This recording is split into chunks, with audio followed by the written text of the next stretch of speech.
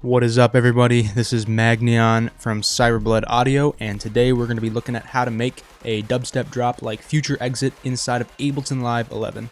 If you don't know who FutureExit is, he is a dubstep artist from Laval, Quebec, Canada, and I have been a huge fan of him recently. I've been listening to his latest EP, and it's a really good EP. It has tons of solid tracks, and I just thought, why not work on a dubstep drop similar to him? So the project that I have today for you, it's not exactly like his style. I tried to simulate it as best as I could. Of course, I'm not FutureExit. You're not FutureExit, so only he can make his style as perfect as he can. But I will do my best and try and explain the techniques and try and explain what I figured out when trying to make this style. And hopefully you can learn something. So let's jump into Ableton Live. Okay, so here's the project. It's fairly big, actually. I have a lot of resampling channels, but it spans up to 60 something tracks, 67. So it's fairly big, but there's a lot of resampling channels. So if you cut those out, it's probably more in like the 40s or 50s range, and then the amount of tracks. And there's a lot of empty channels probably too. So, but anyway, this is the project, and I'll just play how it sounds, and you guys can get an idea what it sounds like.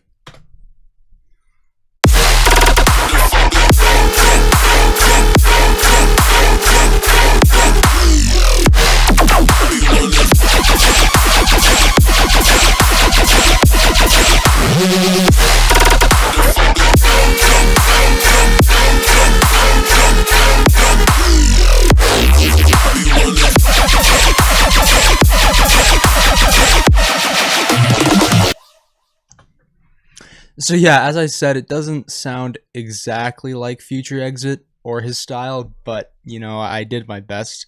I was very inspired by his EP when it dropped, so this is just a good starting point, I think. So anyway, so let's start off with the drums, because that's the most basic thing. So the drums are a mixture between my drums and some other people's drums.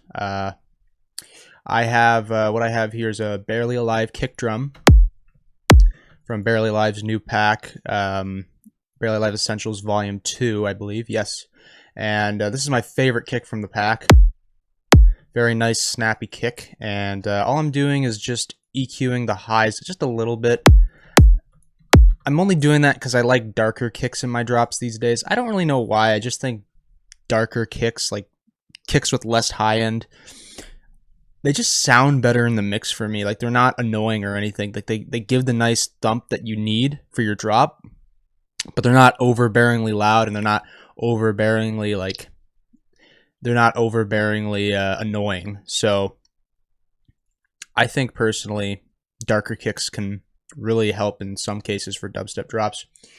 And then we're doing a rhythm snare combo. So this is a clap snare that I made.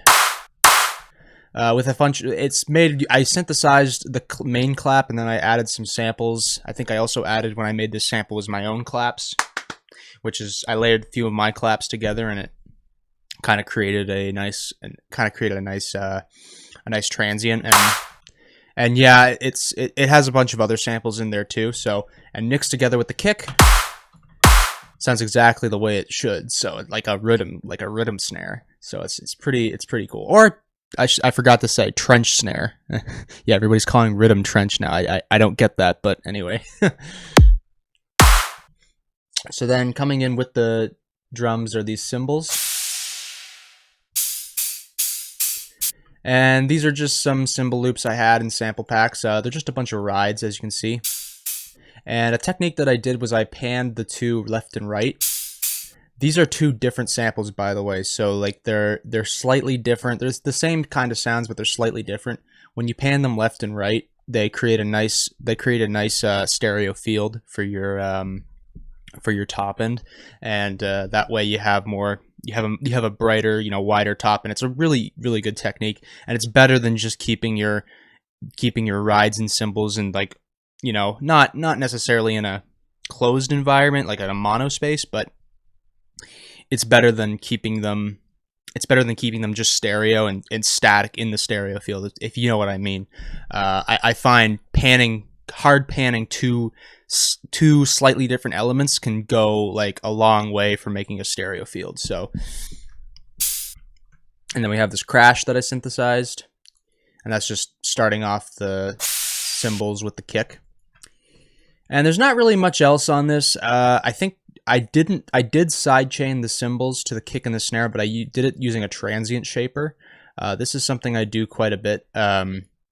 Instead of just putting like a volume shaper on the drums, like I see most people do, I put a transient shaper with the speed all the way up, or slightly all the way up, the attack all the way down, and then I sidechain it to the kick and the snare. This plugin, I believe it's free now. I believe this is free.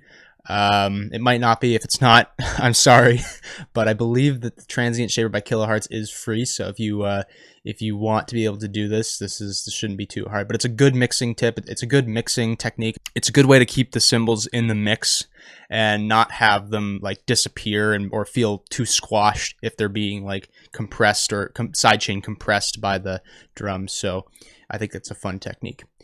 Speaking of sidechain, I should also go over the sidechain for the whole song. So what I did here was I have the sidechain rack, and I'm splitting the mids and the highs with the lows.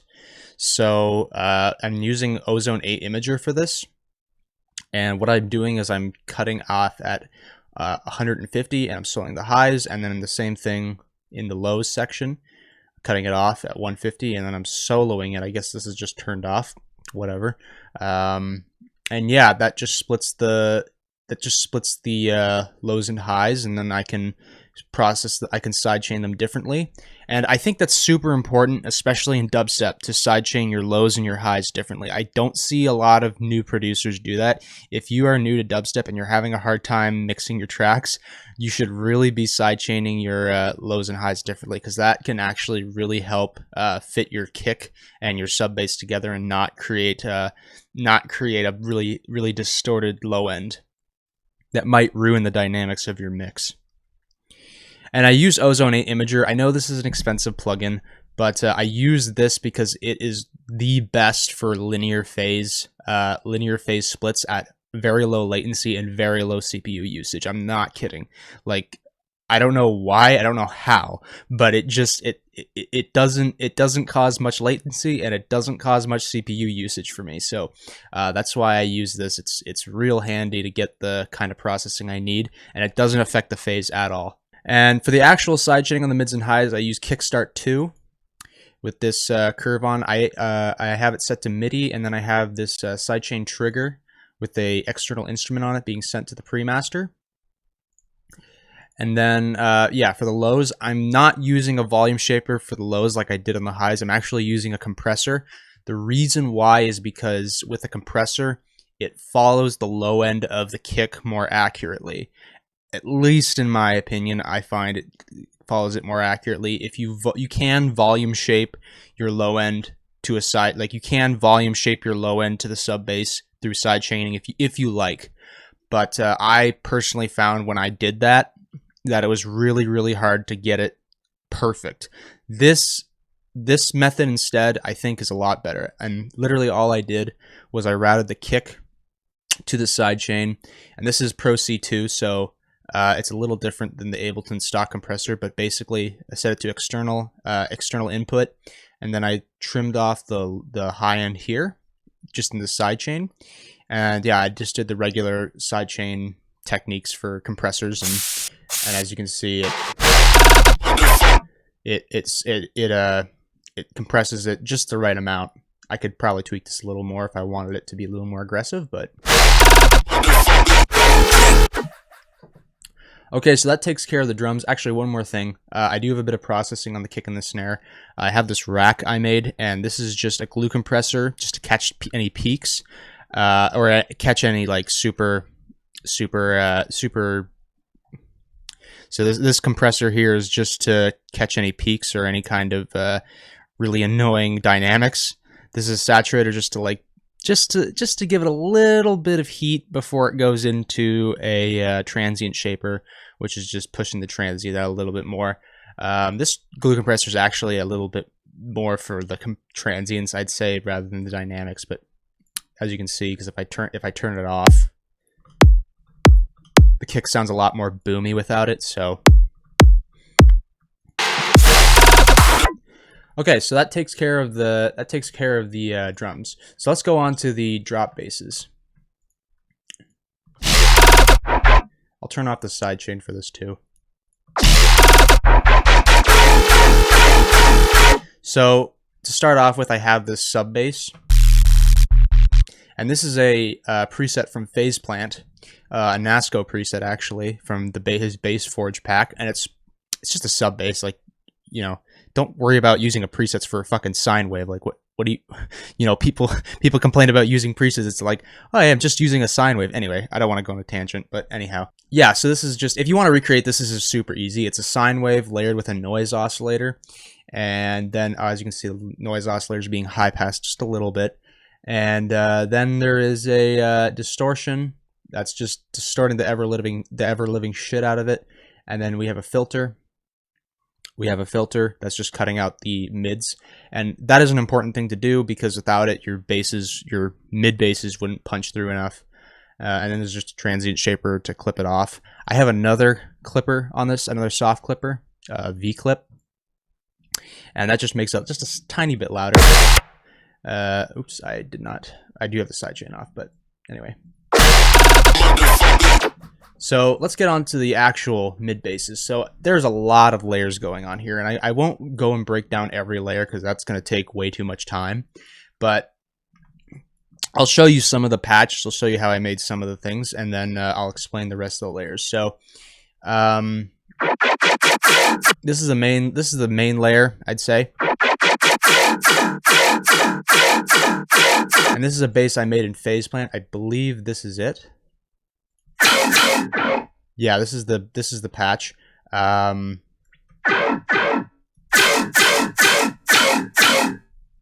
So it starts off with a wavetable. I made this wavetable myself. I'll make a tutorial on how to make wavetables sometime in the future. And I'm FMing it with a triangle wave that's also being modulated by a bend linear wavetable, which is, if you know Serum, the synth, it's the same thing as the bend plus and minus. It's just this is just in Phase Plant though, so it's being done through a wavetable. We got some filters to shape the sound, some vowel filters, a low pass, and then we have a convolver. This is a really cool sound design technique. If you have a convolution reverb or any kind of convolver whatsoever, you can do this. The Phase Plant, or not the Phase Plant, the Kilohertz convolver is my favorite personally because it has all these really cool impulse responses, like a dispersion impulse response,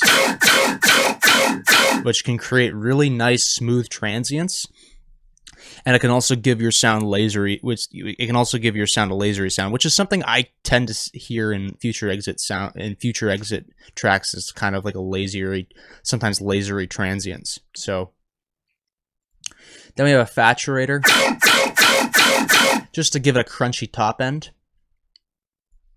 We got a flanger, just to give it some more vowel. It kind of gives it a bit of a talking motion. I don't know how it does that, but it just does. And then we got a ring mod, just gives it a bit of a downsampled feel, if you know what I mean. Just makes it talk even more. And then a dual delay. The dual delay is just there for a little bit of echo at the end. And then we have duocomb, which is a snap heap rack I have. That gives it mostly some wideness, as you can hear. And then one more convolver with this phaser preset on it, which smooths out the transients even more and gives it another lasery feel. And there's not really much else on this other than that. There is a pitch bend on the master pitch when you hit a note, and that helps. Again, lasery transients. I love my lasery transients. And then other than that, we have more layers. I think these were mostly made in Vital. I do also have a percussion sound. This is a Joe B percussive hit. So if you have Joe B's packs, you can use this. And that just helps bring out some more transient on every hit, because I guess the transient, I think that's the reason why I put it there, is the transient was just getting a little too washed out. So So then I have some more layers. I have this bass here, which I did a bit of processing to. I'll take off the processing just to show you. That's just kind of like a basic bass layer, a basic detuned bass that I made in Vital. I pitched it down with a pitch shifter, and then I put on a this is a Nasco preset, actually. He has this on his Patreon. If you want to support Nasco and his stuff, please go check out his Patreon, because he's got a lot of really cool racks, especially this one. And this is just like 3 delays put into a rack and messed with the time, and then it creates like some really cool tone overtones that help with the tonality of the sound. And then we have, this is just a phaser. Not really doing much, if I'm being honest. I don't know why I put it on there. And then we have an EQ, cutting out the highs and the lows. And then we have this utility just to make the sides pop out a little bit more. As you can see, I guess I didn't. Usually I push the sides on other sounds more than I do on other basses. And the reason why is so it doesn't clutter up the side frequencies, and 2, it's because it adds more characteristic to the sound. So if you have one mono sound, if you have one mono bass sound and then another stereo bass sound, it creates nice characteristics to the. It can create nice characteristics to the sound. And then we have another layer. And this is just kind of like a robot bass I made. I don't know what else to call it, a robot bass. I guess that's what it is. But that's just creating another really cool layer to the track. And then, as you can hear, there's a sustain bass what I made. This is something I made in Vital. I'll show you guys how I made this one. So essentially, this is just 2 saw waves and a sine wave. There's a comb filter on it, and it's being key tracked. And this combs filter is what's making those resonating peaks really pop. And then there's there's also this I forgot to mention. There's also a EQ, which is also accentuating those resonating peaks, which really helps. And it also has a modulation of the low pass going up, compressor, chorus, and then distortion at the end to really make it punch. So, and then there's a vibrato too. I have this vibrato being modulated, so when it goes up, you can hear that it gives it that really cool vibrato feel, which is really cool, really nice and fun. So that's the first phrase of the drop. And then the second phrase, this is basically the same idea. It's just a bunch of layers put together.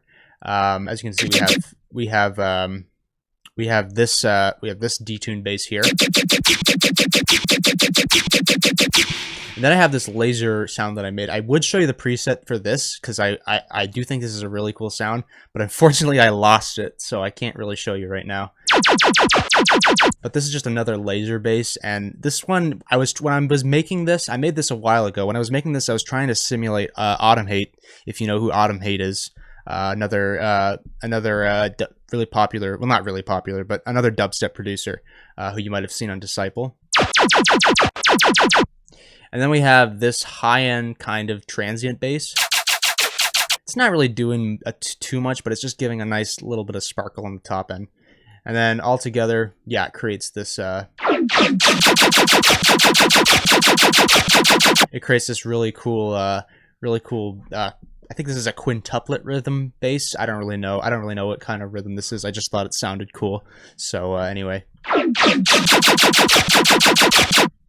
And I'm also doing a bit of post-processing on here too. As you can see, I'm doing some dispersion, more of that convolver, because it's such a cool sound. And then a bit of drive, just to make it really pop in the mix. And I also have a frequency shifter, which goes down on on this note here, as you can see. And it just gives it some cool rhythm. And what else do I have in here that I can show you? Oh yeah, I have these 2 basses layered underneath it. just to give it some rhythm. This is a bass I made a while ago, and then this one is something that I was making today. This is a pretty cool bass. Comb to the bone, I called it, and essentially it's essentially this. It's got a flanger. It's got a couple of my own custom wavetables, and it has this flanger on it. This is a new feature actually in Vital, a spectral flanger. It's pretty damn awesome for some basses. And then we have this random amp warping mode, which helps give the sound a bit of robotic feeling, I guess. Because without it, yeah, it just kind of sounds like that. So, and then we have a sub, some sync, some bend on this too to give it some. I give it some more valley movements. And as you can see in here, some chorus for widening, a comb filter to give it some more resonating peaks, some distortion, and a phaser too. Phaser's there to give some valley movements. And then we just have a notch just sweeping through the sound, and then a compressor at the end. So it's pretty cool sound. I really like this a lot. And yeah, so that's that sound. Now we also have some bass hits at the beginning here. So this is a layer of two things. I made this square womp here, and I kind of stretched it a bit using the tones warping mode inside of Ableton.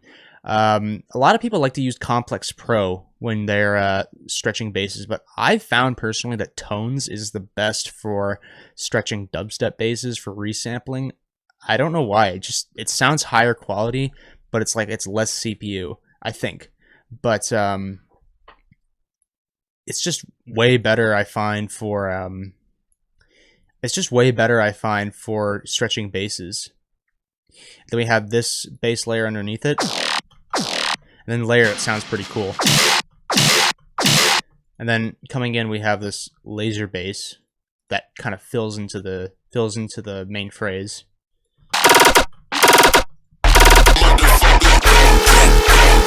Pretty cool. And then we have some more filler basses in here. This is a growl I made.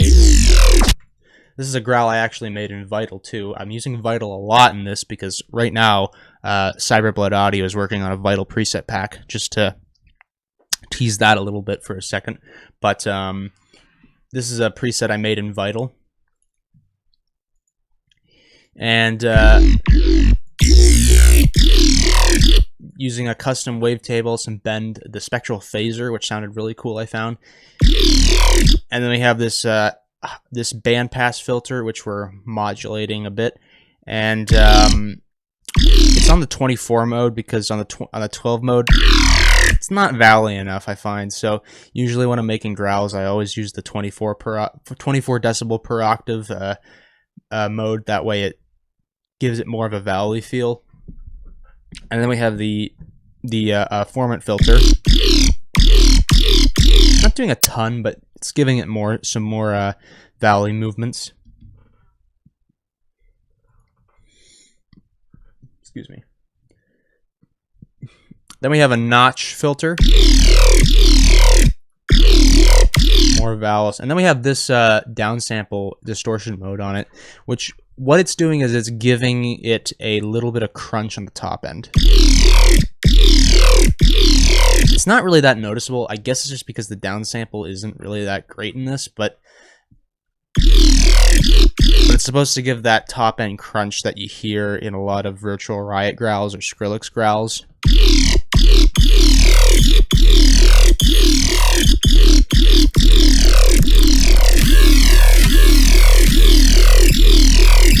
There, it's a little bit more noticeable there. Then we have a compressor, multiband mode, of course, a flanger.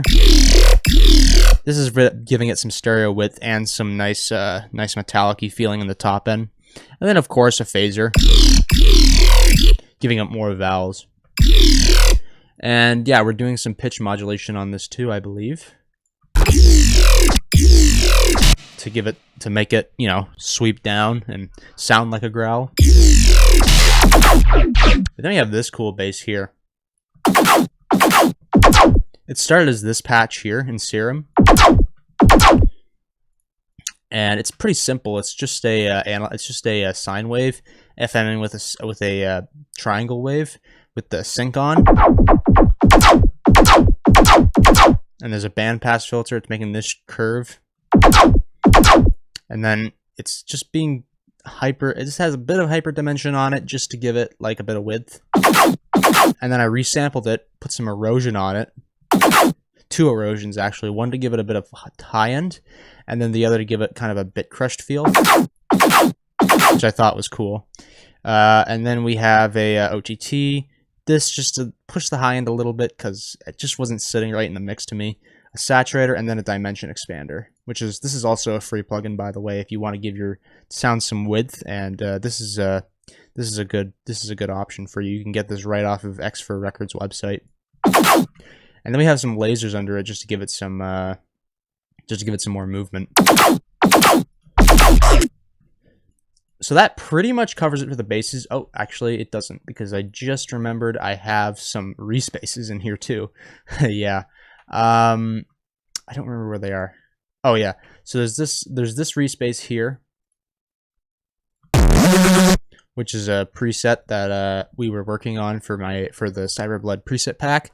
And it's just a saw wave, 2 voices, 2 notch filters kind of going inwards, a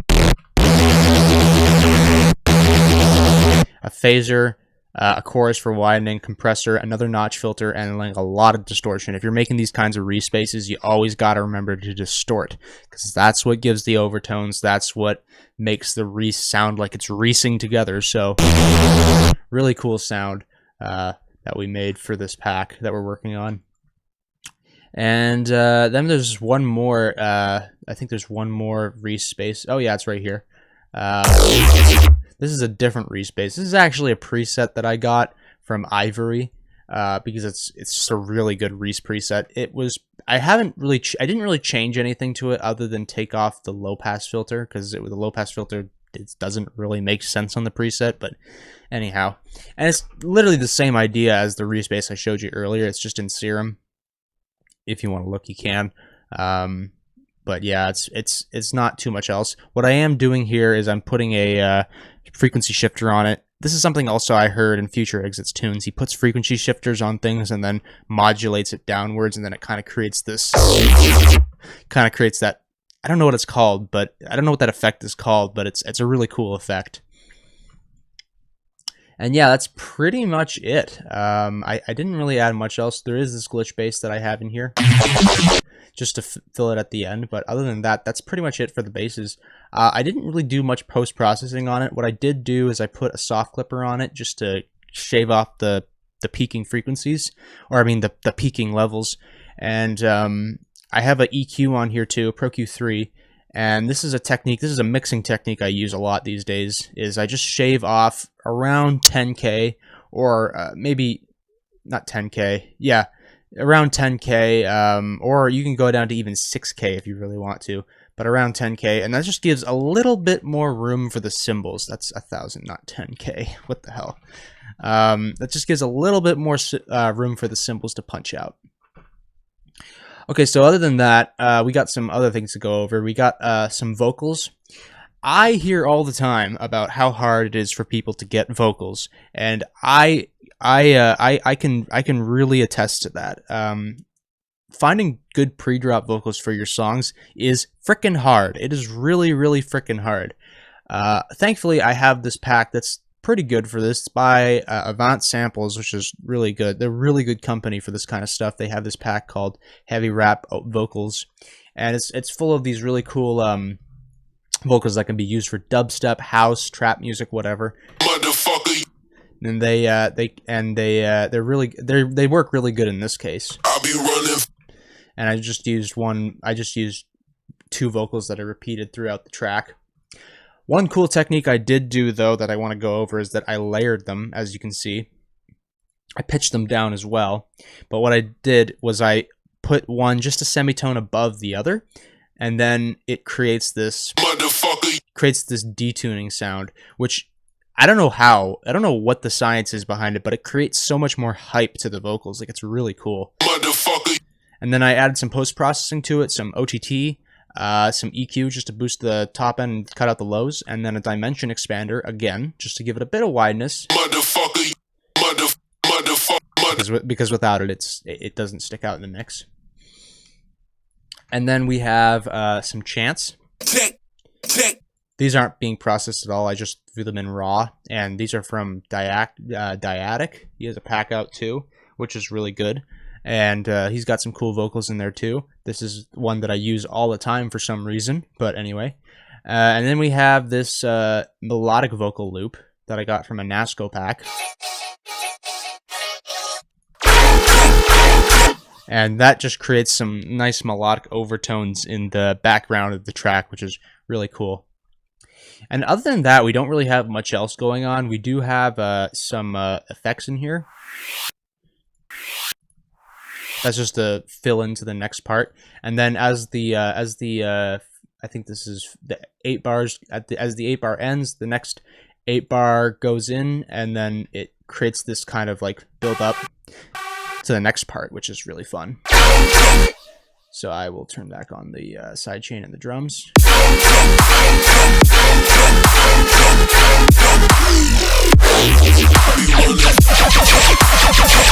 As you can hear, it just kind of builds up into the next part.